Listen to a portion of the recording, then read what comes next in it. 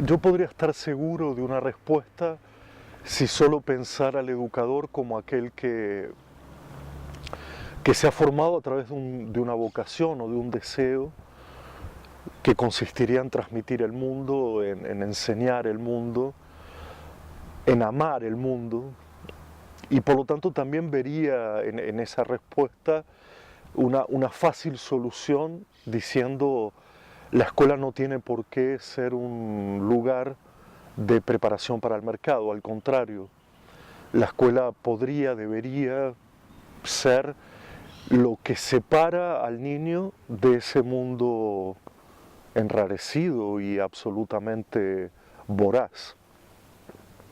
La cosa no es tan fácil porque ha habido una gran transformación en la propia figura del adulto, y lo pongo en el eje de responsabilidad mayor porque sigo creyendo que es el adulto responsable de la enseñanza, en tanto él mismo se ha transformado en un acólito o en un seguidor creyente de esta idea del mundo como consumo y productividad. Y en ese sentido la figura del maestro también ha cambiado dramáticamente porque se ha pasado de un maestro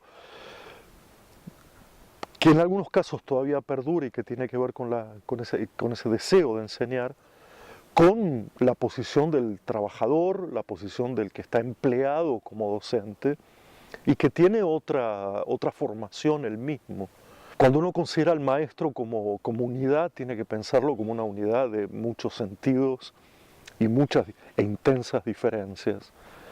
De tal manera que, claro, una persona que ha llegado a la docencia porque busca un empleo fijo y formal, aún en la precariedad, tiene otra relación con el mundo a transmitir que aquel que lo ha hecho por una elección consciente, incluso que se hunde en su propia historia, ¿no? Es decir, que recupera de su propia historia una biografía, una conciencia biográfica, a propósito de la trascendencia de ese lugar de quien enseña, es decir, de quien muestra al mundo de la manera más generosa y amplia posible. Hace muchos años, allá por los años 60 del siglo pasado, una filósofa, María Zambrano,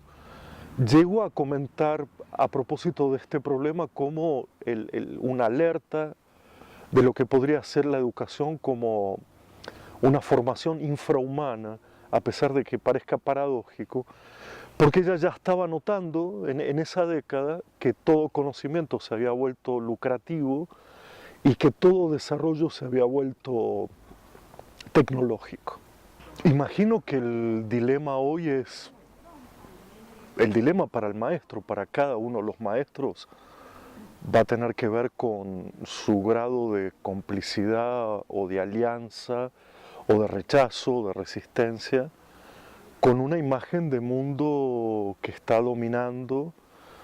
primero por fuera de la escuela, pero ahora básicamente en el centro de la escuela, y que tiene que ver con la escuela simplemente como una preparación necesaria para un mundo que no llega a ser del trabajo en el sentido tradicional de la palabra, tiene más que ver con el empleo emergente o con el empleo que imagina un cierto sector del mundo, pero frente a la sospecha marcadísima a propósito de que sabemos que más que la mitad de la población mundial no trabaja de aquello que hubiera deseado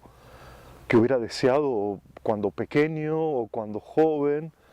que ya el trabajo no es visto como un camino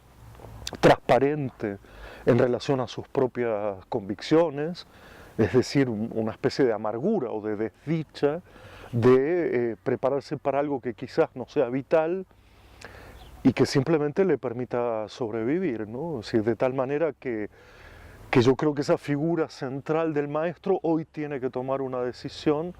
a propósito de qué tipo de mundo va a poner sobre la mesa en ese proceso de transmisión a los demás, sobre todo porque la educación también tiene como gesto que las nuevas generaciones mejoren el mundo, que lo hagan mucho mejor que lo que pudimos hacerlo nosotros. En esa clave, si yo simplemente transmito el mundo tal como creo que es, o tal como la media o la globalización me lo presenta, creo que estamos produciendo una infancia muy desdichada, que ya se nota a edades muy tempranas, al estilo niños agotados, cansados. Y es curioso porque yo tomaba la expresión escuela como